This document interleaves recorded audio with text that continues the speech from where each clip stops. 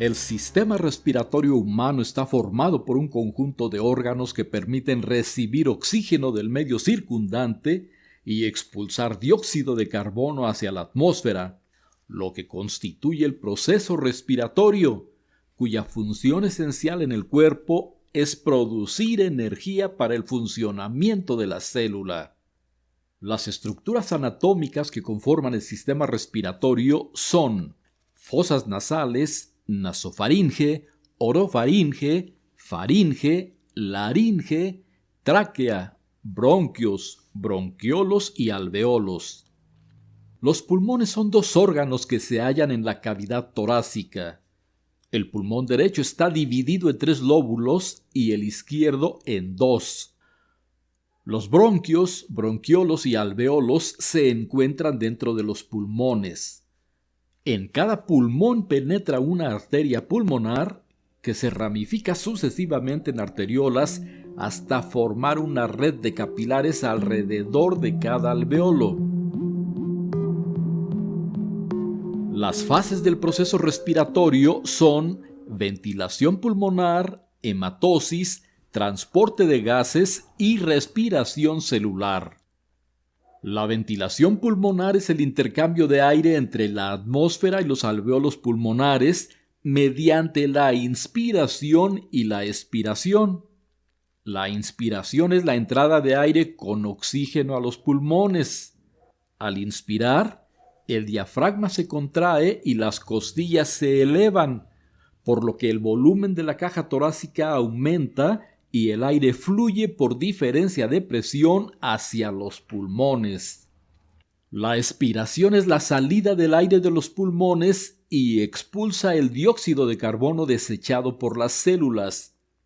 Al expirar, el diafragma y las costillas regresan a su posición normal, por lo que el volumen de la caja torácica disminuye y el aire fluye hacia el exterior hasta alcanzar un equilibrio de presión con la atmósfera.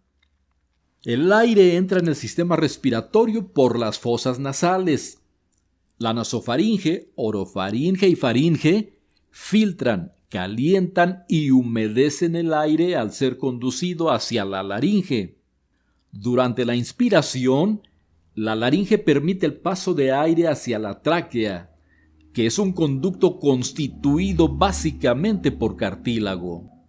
El extremo inferior de la tráquea se divide en 2 bronquios, y cada uno de estos conduce aire a un pulmón. Los bronquios primarios se ramifican en bronquios secundarios, terciarios y así sucesivamente, originando bronquiolos, en cuyos extremos están los alvéolos pulmonares. La hematosis es el intercambio de gases entre el aire que se halla en los alvéolos y la sangre que circula por los capilares que los rodean. El proceso se realiza de la siguiente forma. El oxígeno que se inhala en la inspiración cruza las delgadísimas paredes de los alvéolos y los capilares, llega a la sangre y se une a la hemoglobina de los glóbulos rojos que harán llegar el oxígeno a todas las células del cuerpo. Al mismo tiempo, el dióxido de carbono contenido en la sangre pasa de esta a los alvéolos y de ahí es expulsado hacia la atmósfera mediante la expiración. El transporte de gases a través del sistema circulatorio consiste en el traslado de oxígeno desde los alvéolos pulmonares hasta las células y de dióxido de carbono desde las células hasta los alvéolos. La respiración celular es un conjunto de reacciones químicas que permite a las células obtener de los nutrientes la energía que necesitan para realizar sus funciones y se puede desglosar en 4 etapas: glucólisis, descarboxilación oxidativa del piruvato a acetilcoenzima A, ciclo de Krebs y cadena de transporte de electrones y fosforilación oxidativa. La glucólisis es un proceso común a todas las células, en donde la glucosa se degrada en el citosol, sin necesidad de oxígeno y se obtiene piruvato y energía en forma de ATP y NADH. Su ecuación es esta.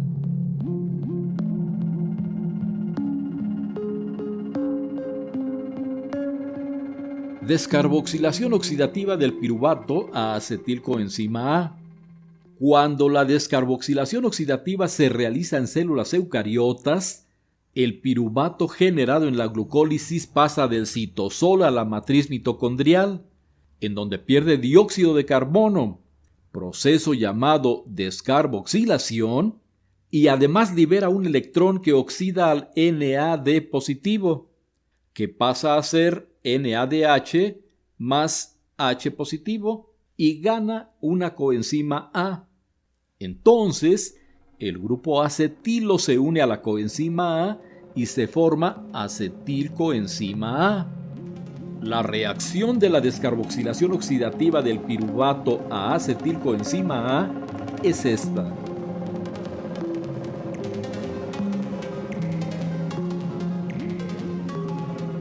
Como se obtienen 2 moléculas de piruvato por cada molécula de glucosa, al final de la reacción se obtienen 2 acetilcoenzima A que pasan al ciclo de Krebs, 2 NADH más 2 hidrogeniones que pasan a la cadena de transporte de electrones y 2 CO2 que se difunden hacia el exterior de la célula.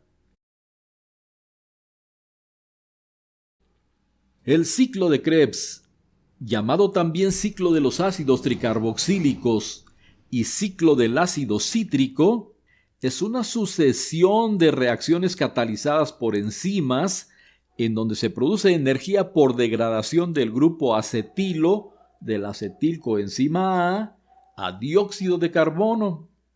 En células aerobias, que incluyen a las de los organismos eucariontes en general y algunos tipos de procariontes, todas las rutas de degradación para obtener energía convergen en el ciclo de Krebs.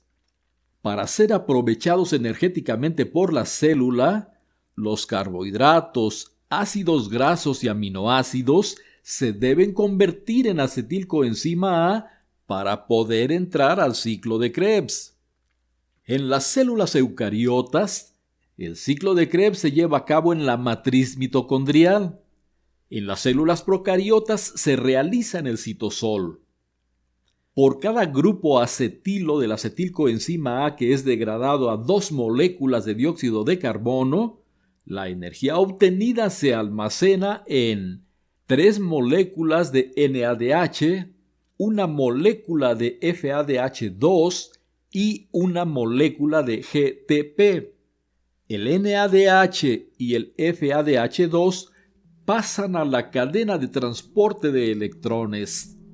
La energía del GTP, por su parte, es equivalente a la del ATP, de modo que también se utiliza como fuente energética. El balance del ciclo de Krebs es este.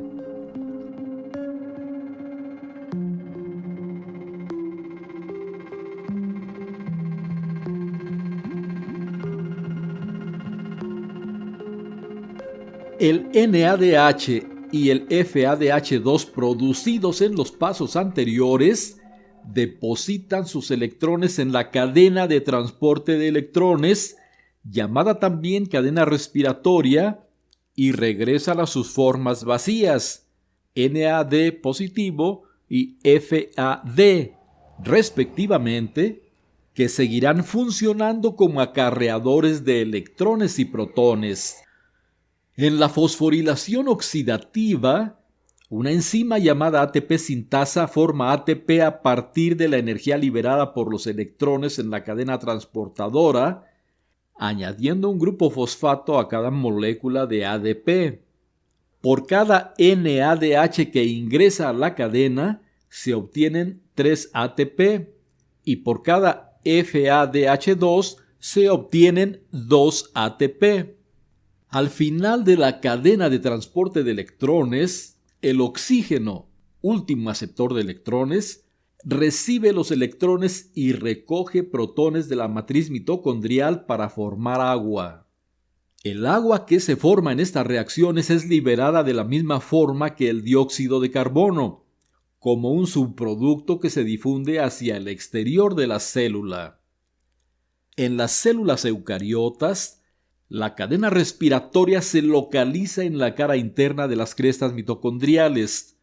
En las células procariotas aerobias, se localiza en los mesosomas de la membrana plasmática.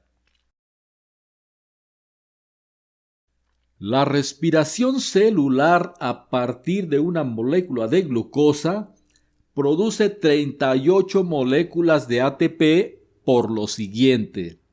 1. La glucólisis produce 8 ATP. 6 provienen de la oxidación de los 2 NADH y los otros 2 se forman directamente. 2. La conversión de piruvato a acetilcoenzima A produce 6 ATP, que provienen de 2 NADH. 3. El ciclo de Krebs produce 24 ATP. 18 provienen de 6 NADH. 4 de 2 FADH2 y los 2 restantes se forman directamente del GTP. Esto da una suma total de 38 moléculas de ATP por cada molécula de glucosa degradada. Por tanto, la ecuación global de la respiración celular aerobia de una molécula de glucosa es esta. Sin embargo, en algunas células el paso de electrones de los 2 NADH de la glucólisis desde el citosol hasta la membrana mitocondrial interna rebaja el rendimiento neto de estos 2 NADH a solo 4 ATP en lugar de 6.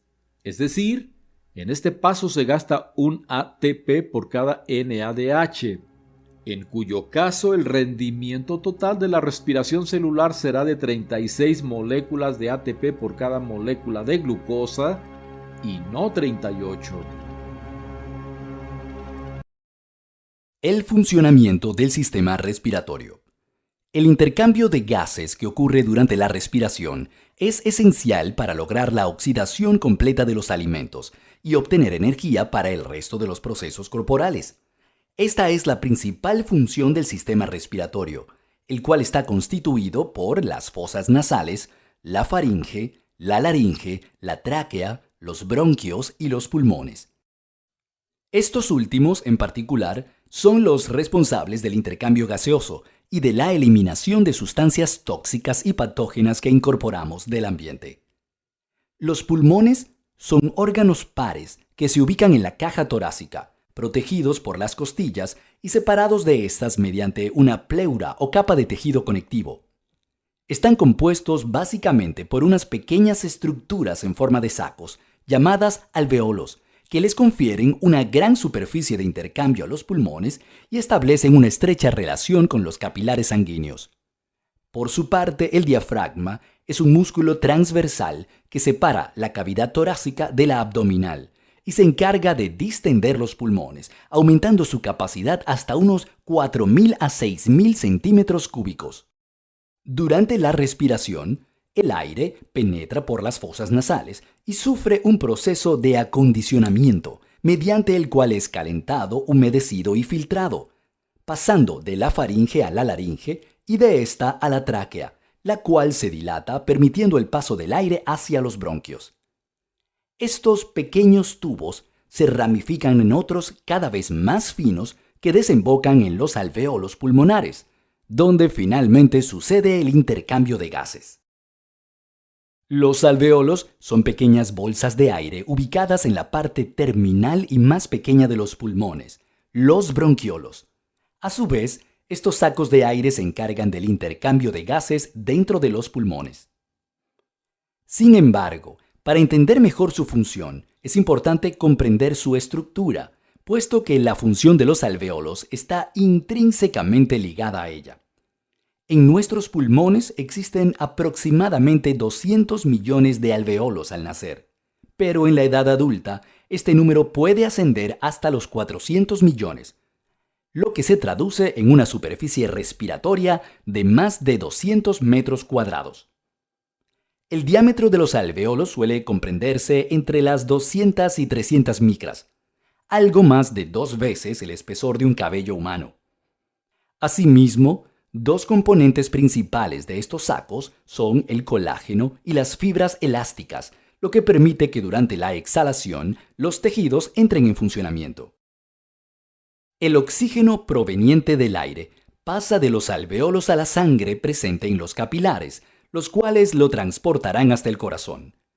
Este es el encargado de bombear la sangre oxigenada a todas las células del cuerpo y a su vez bombear la sangre cargada de dióxido de carbono hacia los pulmones de nuevo, para finalmente ser expulsadas durante la expiración al exterior. En la actualidad, este proceso tan importante está siendo afectado por nuestros propios hábitos y desarrollo tecnológico.